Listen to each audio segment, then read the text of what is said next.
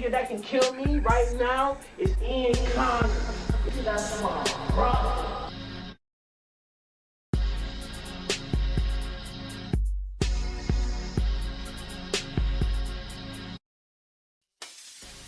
So how does a SoundCloud rapper working at a clothing store meet A$AP Rocky? And if you don't know who Ian Connor is, he was Kanye West's styling assistant at some point, and he's known for doing very questionable things, such as taking this picture right here. Anyway, back to Carti. At the beginning of his story, immediately, things don't make sense. While likely still broke, Carti up and moved to New York City and stayed with a drug dealer he knew. And we can assume this might have just been a weed man, but we can also see that Carti was already willing to do anything to make this music thing work. So while in New York, he somehow meets Bari, A$AP Bari, back in 2015. Bari then takes him to South by Southwest in Texas, where he meets A$AP Rocky. It's here at a house party with Rocky that Carti says he realized that this is what he wanted his life to be. By this, he's meaning this random ass house party in Texas, which he was like 19. I remember over sensualizing things when I was 19, and I was actually 19 at the same time as Carti, so I remember the vibe of this whole era. But months later is where Carti will record this legendary Carti preaching video, which he says he had some girl record and he didn't even want it to be released,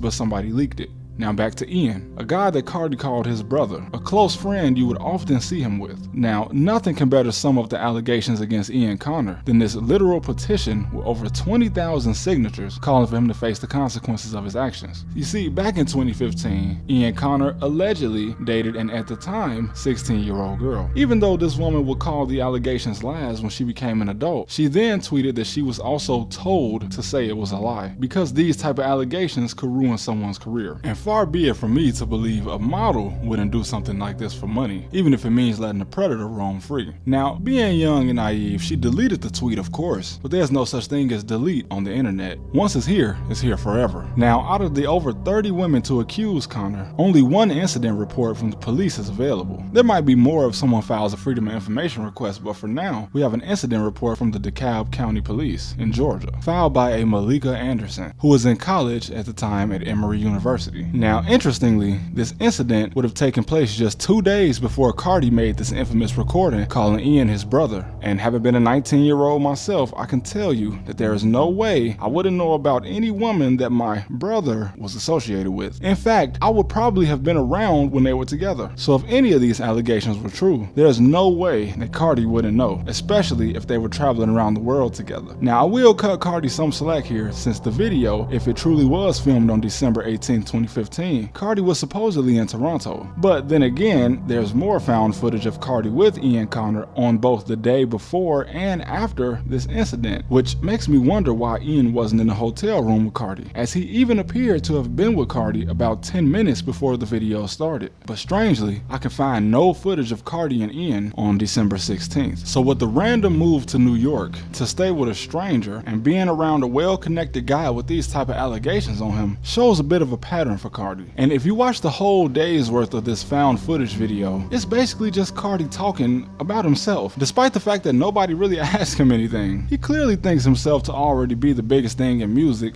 As for Ian Connor, I can't imagine what kind of clout chasing he had to do to become Kanye's assistant.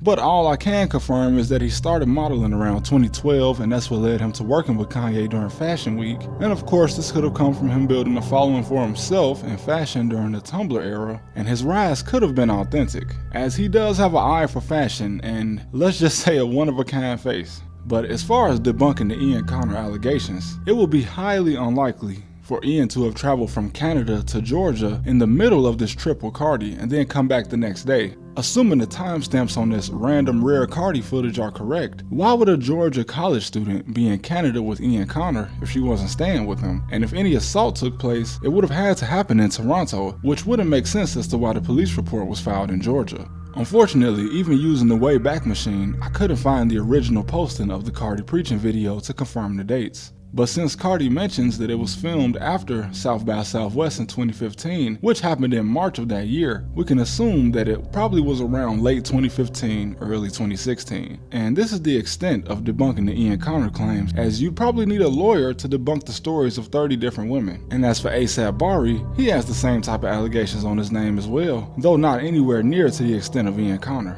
But Ian has mostly disappeared from the internet in what seems like an attempt to distance himself from the spotlight.